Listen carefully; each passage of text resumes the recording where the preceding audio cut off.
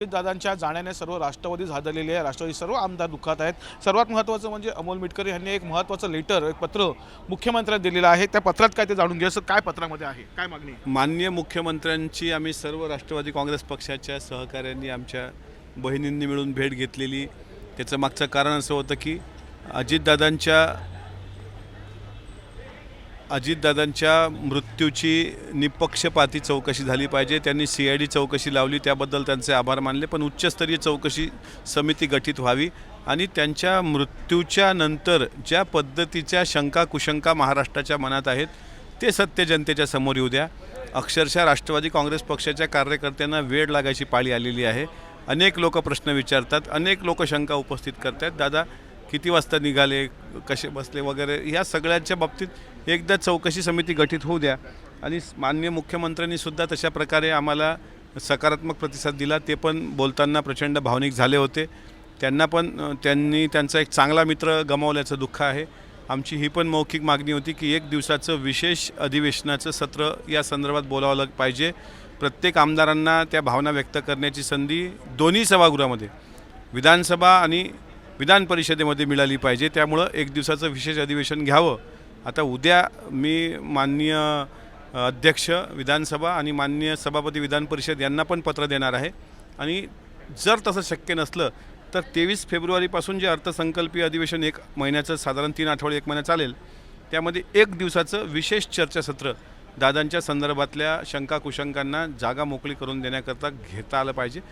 आणि महाराष्ट्राच्या समोरचे जे प्रश्न आहेत त्याची उत्तरं या अधिवेशनात सापडली पाहिजे। या संदर्भात रोहित पवारांनी पुढाकार घेतलेल्या पत्रकार परिषद घेऊन ते खुलासा करतात अनेक गोष्टींचा। मी त्यांचे मनापासून आभार मानतो।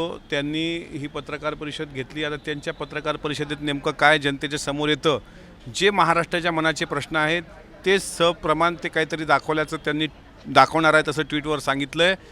आणि महाराष्ट्राचं सह देशाचं सुद्धा लक्ष आहे। नुसतं रोहित पवारांची ती जबाबदारी नाही, राज्यातल्या दोन्हीकडच्या आणि दादांना चाहणाऱ्या, दादांकडून कामं करून घेणाऱ्या सर्व आमदारांची, सर्वपक्षीय आमदारांची ती जबाबदारी आहे की या सगळ्या प्रकरणाची चौकशी व्हावी। VSR कंपनीचं काळं बेरं हे महाराष्ट्राच्या समोर यावं। VSR कंपनीचा पायलटही डाऊटफुल होता, क्रू पायलटही डाऊटफुल होत्या, 2दा त्या बदलल्या गेल्या, त्यात स्फोटकं होती का असा प्रश्न बजरंग सोनवणेंनी उपस्थित केला होता, खासदार। त्याच्या अनुषंगानं चर्चा झाली पाहिजे। आणि VSR कंपनीला ज्या दिवशी माहीत पडला हा VSRवाला दोषी आहे, त्या दिवशी मी मागच सांगितलं या कंपनीचे पुढचे काय हाल करायचे ते आमच्यावर सोडा। नक्कीच अनेक डाऊट्स आहेत, अनेक प्रश्न आहेत, त्याची उत्तरं अजून मिळाली नाही। त्या शंकेचं निराकरण करण्याकरताच एक दिवसाचं विशेष अधिवेशन बोलायला गेलं पाहिजे अशी मागणी मुख्यमंत्री महोदयांकडे आम्ही केली। प्रत्येक आमदारांनी अशा पत्रकार परिषद घेतल्या पाहिजे। 100% त्यांनी त्या मतदारसंघामध्ये, मी अनेक आमदार पाहतो, हजारो कोटीचा निधी अजितदादांकडून घेऊन गेलेत त्यांनी त्या मतदारसंघात तशी मागणी करा ना, हरकत काय? 10 पत्र आपण मुख्यमंत्र्यांना देतो, अर्थमंत्र्यांना देतो, सर्वांना देतो। एक पत्र टाईप करून मुख्यमंत्र्यांना द्यायला अडचण नाही। सर्व आमदारांना, त्या आमदारांना कदाचित माझं बोलणं मूर्खासारखं वाटत असलं तरी तुमचीसुद्धा जबाबदारी आहे। आणि अजितदादा आपला बाप माणूस होता, अजितदादा आपल्या राजकारणामधले बाप होते।